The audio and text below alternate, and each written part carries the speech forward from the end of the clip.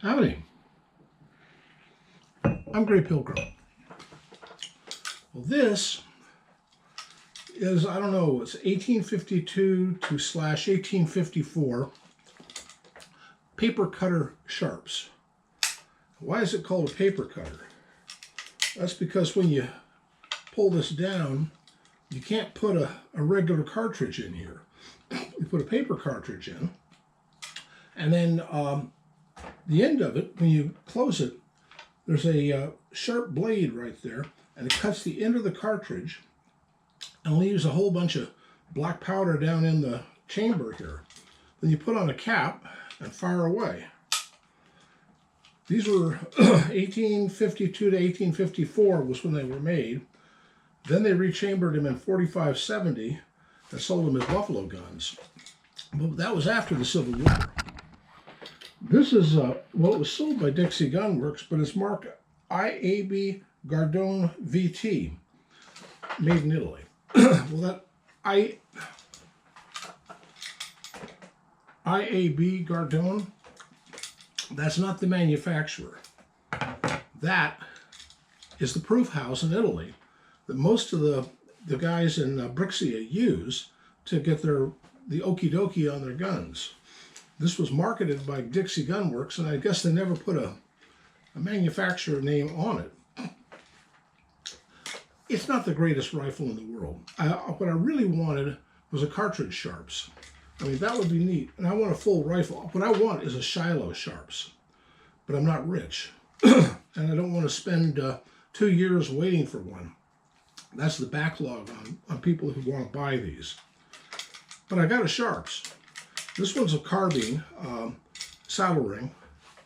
I don't know, the government bought a whole bunch of these in carbines for the cavalry because a fellow, even with this paper cutter design in the Civil War, a carbine in a hand of a cavalry, he could shoot about 4 or 5 times faster than a Springfield could shoot.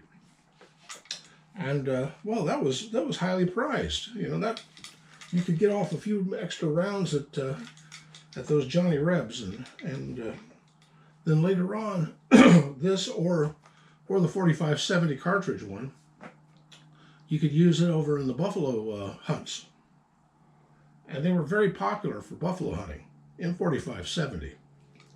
Or it was 45-110, I think was the other cartridge they were made in. Wasn't this the gun that Quigley used? Yeah. Quigley Down Under? I think that was 45-110. And Tom Selleck was cool with one, you know. I wanted a sharps, and I got this sharps. I got it used from another guy, and he had played with it for a while. I don't know what he did. My cousin has a sharps, but he has a cartridge one in 45-70. Beautiful rifle, beautiful. And it's sort of like a trapdoor Springfield. You don't want to use a full-powered 45-70 in it. The Ruger #1 in particular, in 45-70 and others like it, modern rifles, oh, they can really handle the pressure. But these old things, they just can't. I mean, they were designed in the era of black powder.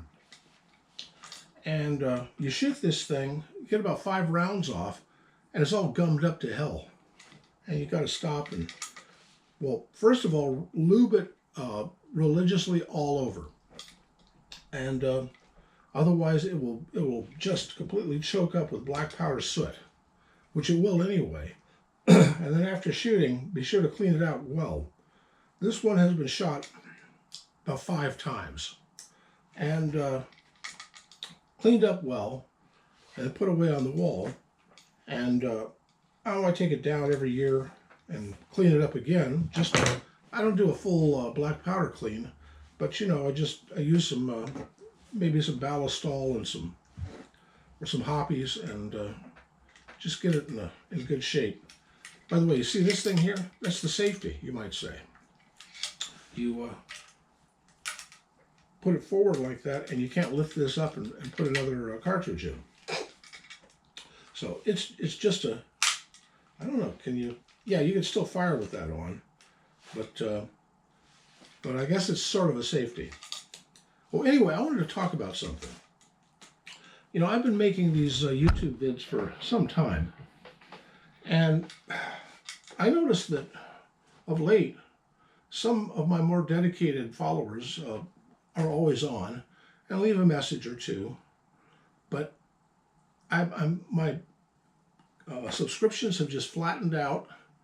And yeah, by the way, if you are subscribed and you don't seem to be subscribed anymore, be sure to check, because I think YouTube is pulling some funny shenanigans. I think I'm what they call shadow banned, meaning they just don't recommend these kind of videos. They don't like people who shoot guns.